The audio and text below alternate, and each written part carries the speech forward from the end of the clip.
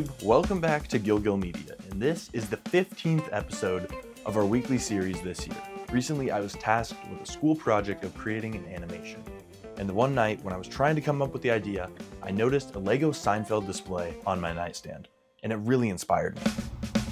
As you may know, I am a huge Lego fan and have been for most of my life. I even had a Lego YouTube channel. What's going on, everybody? So welcome back to 101 Bricks, and today we're going to be taking a look at a box. So why not turn this Lego set into a set for my movie? I started by creating a script. I also created storyboards and sequencing notes for when I edited. So what started as a random idea to kind of create a animation project ends up being this Lego Seinfeld project. So we storyboarded it here, and I've written a script. I put some ideas into ChatGPT. It came out with one of the worst scripts I've ever read, and then I took it kind of and just wrote it myself here, which I'm very proud of because I don't write anything. But it's just kind of funny. It's a little bit Seinfeld-like with this kind of idea that New York is something that it isn't, and I'm excited to see it hopefully play out.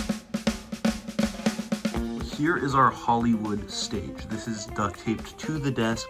This is a custom Lego Seinfeld Monk's Cafe. One of the best features that I put into this build is that this window that goes right in here can actually come out. And I'm very grateful I made basically an entire wall removable so we can shoot right into this building with no grubby Lego windows in the way. I have the Amran 100XS, no softbox. We're just gonna bounce it all right off this kind of yellow ceiling.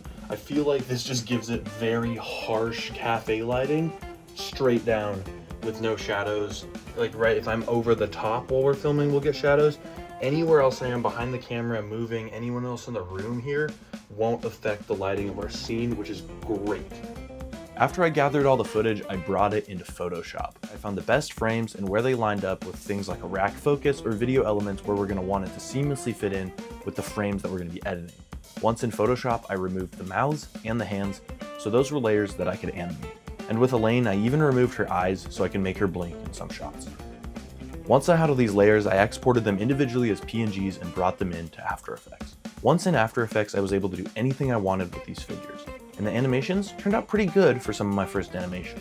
Using these different mouths, using these eye blinks, and this hand motion, this was a pretty good first step for a Lego animation. And here's the final product.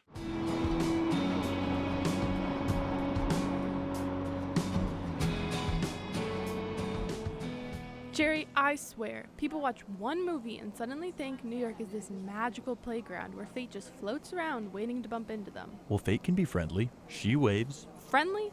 Jerry, the only fate I get is the guy who shoved me in the subway, and fate just keeps walking. Maybe fate had somewhere to be. No, movies have lied to everyone. They think New York is charming, heroic rescues, cinematic nonsense. Elaine, please. Why does it even matter?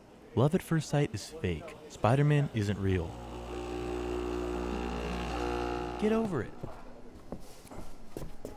Oh, hey Kramer. Whoa, look! Spider-Man! Then I was swinging from this web. It was really fucking cool. Right on.